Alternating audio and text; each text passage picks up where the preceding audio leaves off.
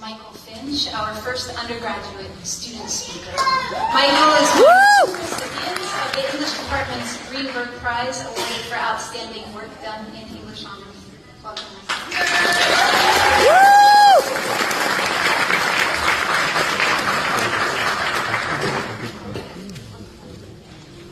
Afternoon, everyone. I didn't tell my mom that I was doing this, so surprise. Thank you, Dr. Roberts and the English Department for inviting me here to speak today, and thank you for everyone else for putting up with me for the next few minutes. Fun fact about me, for years I insisted that I neither needed nor wanted my bachelor's degree. It took me 4 years just to get my associates from my local community college after taking several breaks, opting instead to work full-time and frankly, make more money bartending than many of my friends with college degrees are still making today. As I'm sure it's been the case for many of us here, we as students were often encouraged growing up to get good grades so we can get into a good college, get a good job, and make good money. So if the end goal is money, why then would I choose to go into debt and make less than what I was while shaving margaritas behind the bars of my local Chili's?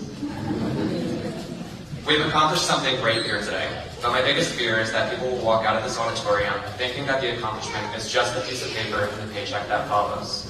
Yes, this is huge. It should be celebrated. But what sets us as scholars of the humanities, especially English majors, apart from the rest, is our ability to critically engage with the world around us. We've built a skill set around recognizing and analyzing rhetorical modes. Through literature, we've learned to move beyond passive observation to actively participate in public discourse.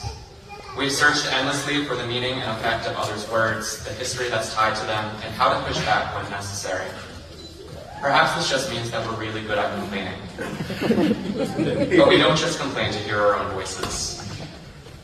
To me, critically engaging with the world means using the skills that we've developed here to envision a better future.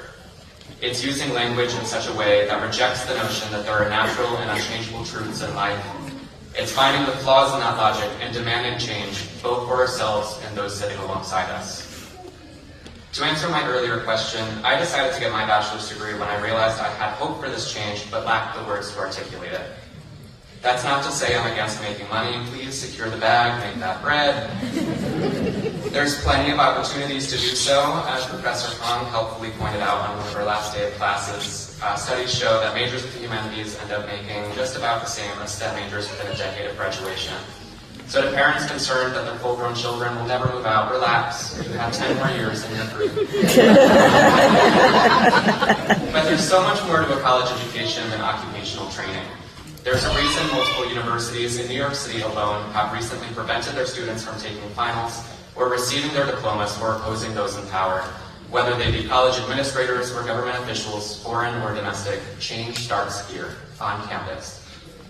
College makes us foolish enough to have hope, and it's with the utmost pride and gratitude to have attended a school led by faculty who every day have proven that hope doesn't go away after we graduate. To have seen my professors on the quad after class protesting for the rights of each other and for us. To have cheered for them when they stood up during academic senate meetings to challenge administrators and ask what they have planned to protect our community. In my first draft of the speech, I tried listing all of those whom this applies to. It ended up being just about every English professor that I've had at Queens College, so thank you.